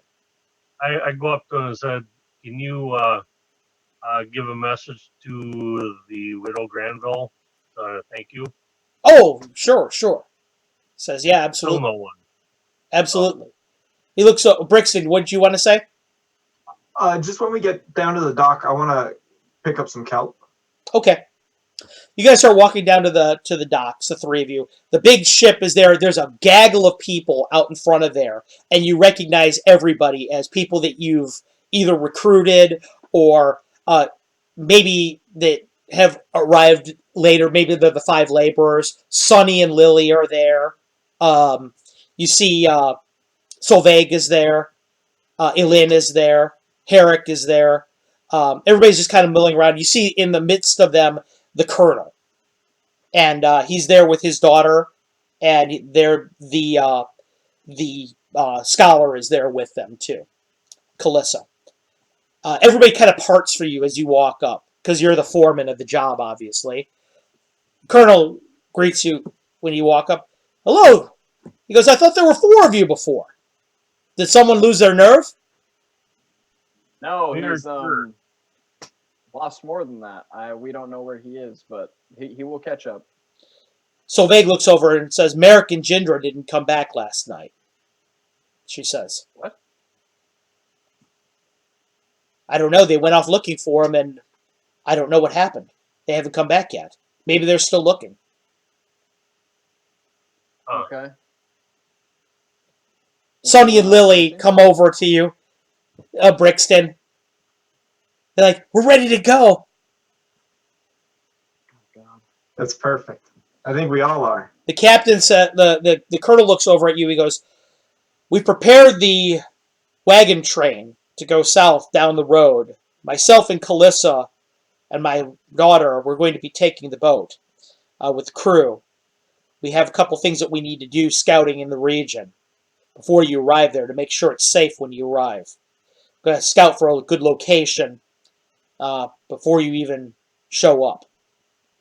But I want to make sure that you had a good crew with you. He looks around. He says, looks like you've recruited some strong people. We have a bit of a ragtag crew, but we can hold our own. He shakes his head a bit. He goes, my friend, let me tell you something. He says, in my days as a military man, he goes, it always starts off like this. He goes, your company comes from all sorts of different places. You don't know each other. You have differences. Some of you seem a little rough around the edges. But by the time you end up in the heat of battle, when you're forged and tempered, you become a weapon, a singular weapon that can be used against your foes. You'll be just fine, I think. Because if you recruited people of the kind of character that you have, I have no doubt that you'll be fine. Oh, God. He's talking to Agrias, by the way. Good thing he didn't see the performance. No, he didn't see the performance last night. He's just talking to Agrias. Thank you, sir. He nods. Your words are very much appreciated. He nods. Says, wagon train will be, he goes, you'll find them over through the south gate.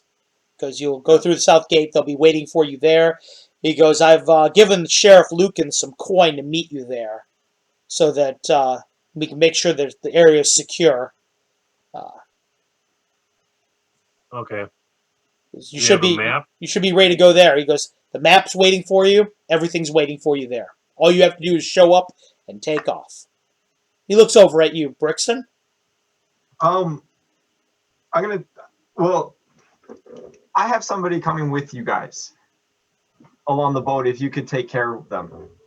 He looks at you. Who might that be? Um, Oh boy.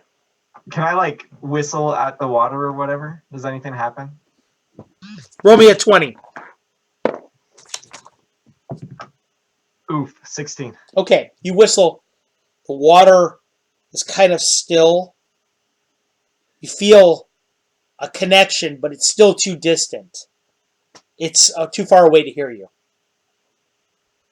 I can't call on it based on that? No, it's a little too far away. Got it. He's the captain. The colonel looks over his shoulder into the water. Says, "Should I be waiting for something?" uh, I raise my hand as He looks over at you. you've sailed enough for you recognize what a hippogriff is or a hippocampus is. Oh, of course. That's one. Oh. Oh. He looks Oh. over. He goes, "Captain Detardress, come down here for a moment." This woman comes walking down. She's wearing a big lacy hoop dress. She's got a parasol over her shoulder. She comes walking down the gangplank to you. She goes, "This gentleman over here, this gnome, would like to tell you something about something that's going to be accompanying us. This is the captain of the boat." She looks over. He looks over. "This is the Nereid shawl." She goes, "Charissa Detandress, what can I do for you?" Kind of turns her Brixton, parasol defender in of her the hand a sea. couple times. God. I have a friend Hippocampus who will be accompanying us, Oh. but as you know, it can't travel on land, so it'll probably be following with the boat. Oh. A Please friend, take huh? care of it. She goes, "A friend, huh?" She goes, "How do you know that your friend, the hippocampus, wasn't caught by the fishermen last night and chopped into bits?" I have a feeling. Very well, then. She looks back at the water. Brixton, you can feel it's approaching. You can feel it's coming closer. You're starting to get filled with that energy again, that feeling of strength and power in your veins. Starting to look like the Blue Hulk. Brixton's eyes, Agrias and Arion, turn. They go from their normal color to a bright blue, like the ocean. Finally, you see ripples in the water over by the Nereid shawl of the boat, and the hippocampus just kind of explodes up out of the water, breaches once, and goes back down. Everybody's like, when they see it happen. The captain doesn't look impressed at all, like she's seen it a million times. She goes, "Oh, I see." She goes, is there any way that I can call for it then, if we have any need for it?" Not that I know of, no.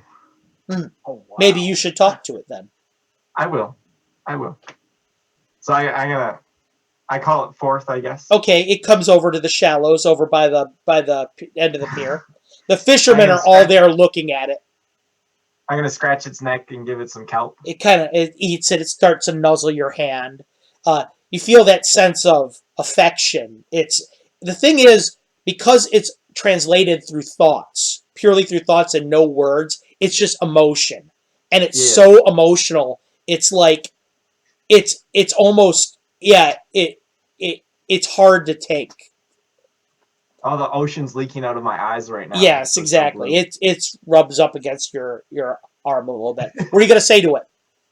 I'm gonna say friends and protect. You feel back through the connection. I will. Okay. And then anything else you want to do? I just say I'm gonna be stuck on land for a little bit. Why don't you just ride it? It looks over at you. And says, "Not forever." It thinks. Soon. Good. and it goes underneath the water. Arion, I'm going to give you a chance for 100 experience points right now. Okay. 100 free experience points. Name me where you, as a player, have seen Charissa Dartandress before. What's that? Where have you seen the ship captain before? Describe her again. She's a proper lady that wears a big hoop dress and has a parasol in her hand. I'll let you think about that, and you can answer me by the end of the game. Anyway, Agrias, Arion, and Brixton, you have your group ahead of you. The only person is missing is Raymar the Wildlight and the two dwarves, Jindra and Merrick. Are you going to go over to the wagon train?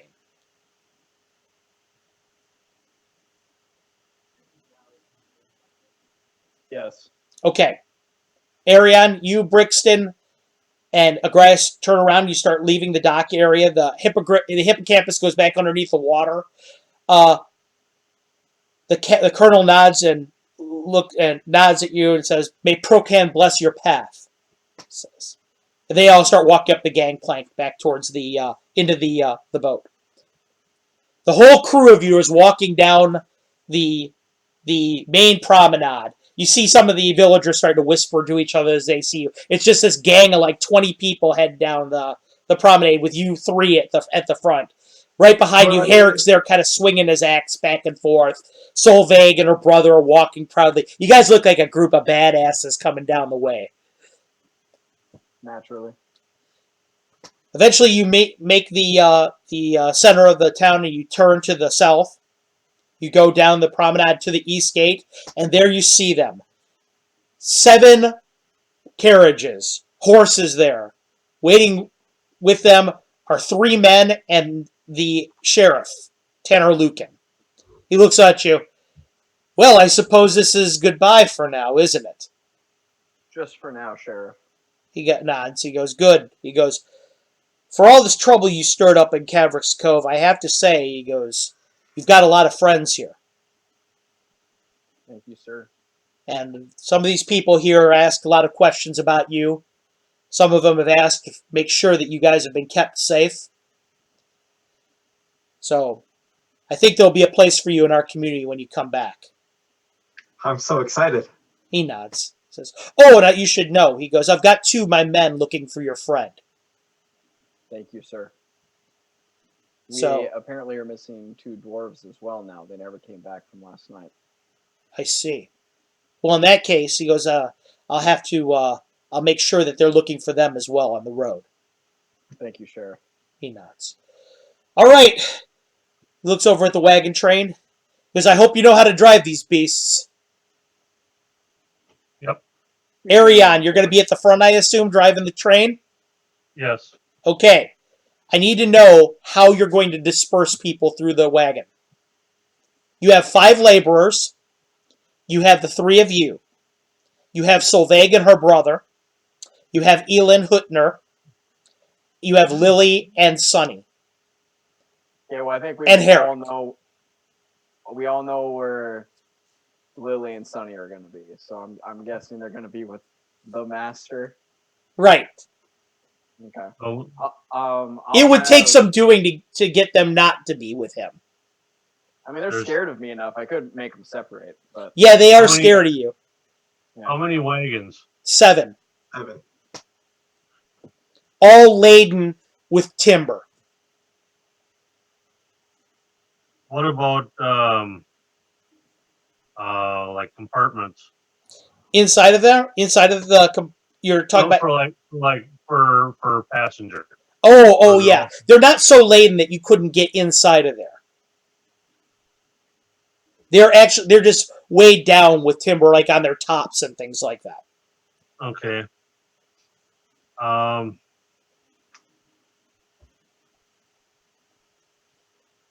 See, we don't have the doors, but we have Solveig and her brother. Yep. Arion is at the front. Agrias, where are you going to be? I'm going to be in the second one with Elin. Okay, Elin jumps up there with you. Pulls out reaches down in her bags. She goes, "Here, this is for you." Hands you a wineskin. Thank you. She goes, "Top notch." Where's Brixton gonna be? And his two apprentices. We can call him at this point. I'd say in 4? the third wagon. Third wagon. Brixton, you're gonna be in the third wagon then. Yeah, I heard.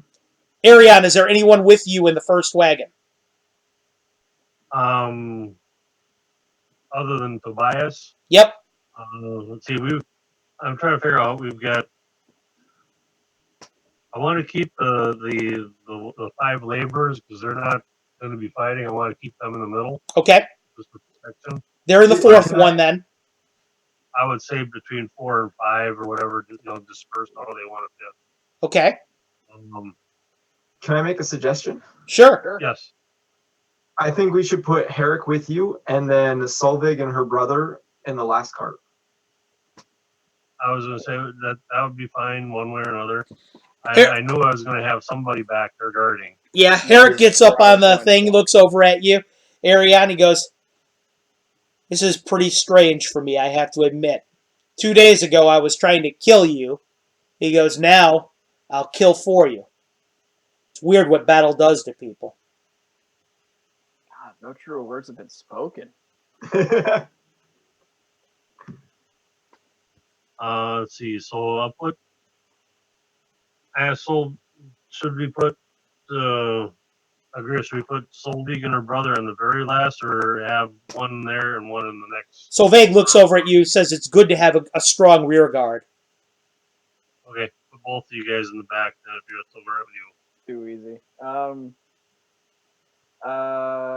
Yeah, that works. I don't want to separate the Solveig and Einar. And the rest of the wagons can be tied together too. So it doesn't. Okay. You don't have to have somebody in every one of them. Okay. Okay. So Are they how are they drawn? Is it just two horse or 2 oxen each? 2 horse each.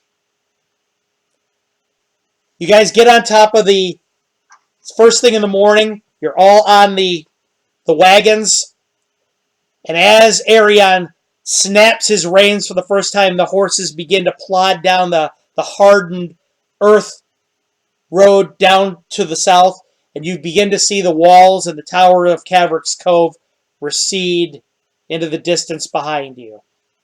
And you have begun your mission to the south, finally, at last. And that's where we're going to end up tonight for the end of the mission.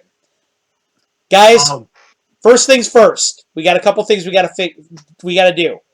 Arion, do you remember where you saw Charissa D'Artandras? For 100 experience points. Oh God! It's like Jeopardy. Your name is Alex, right? Trebek. Not Gygax. Okay.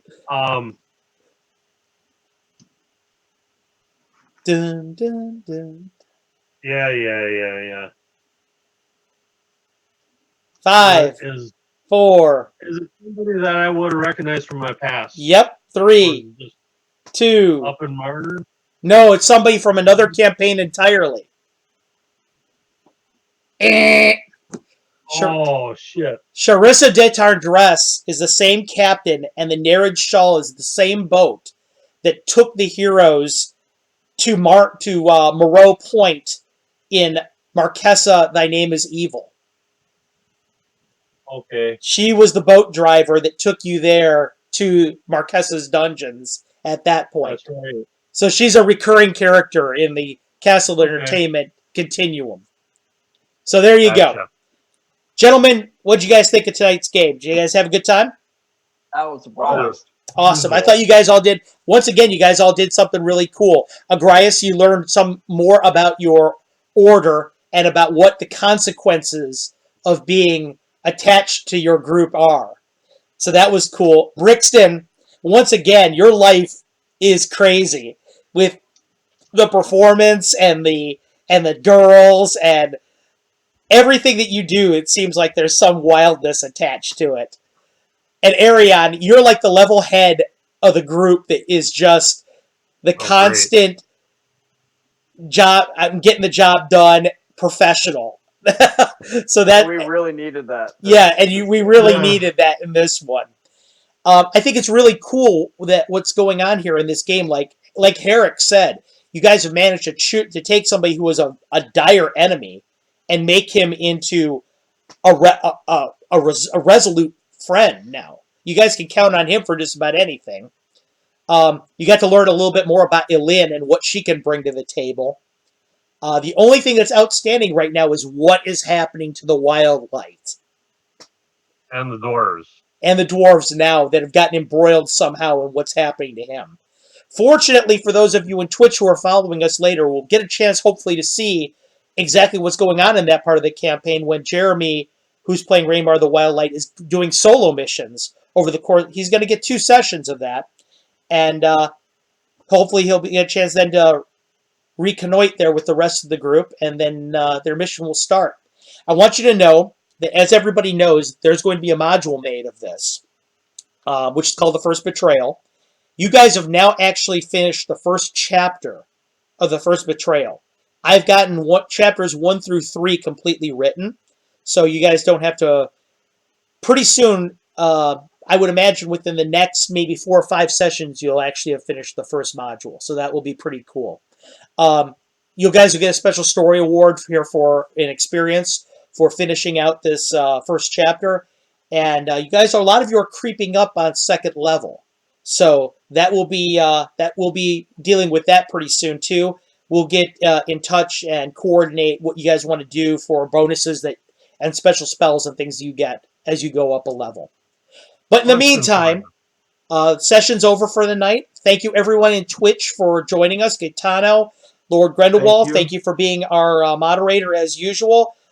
Players, David, Patrick, Matthew, you guys did an awesome job again. Thanks for making it great for me. And we're going to sign off. Just hang around for a second so I can say goodbye to you on Zoom. Everybody, have a good night.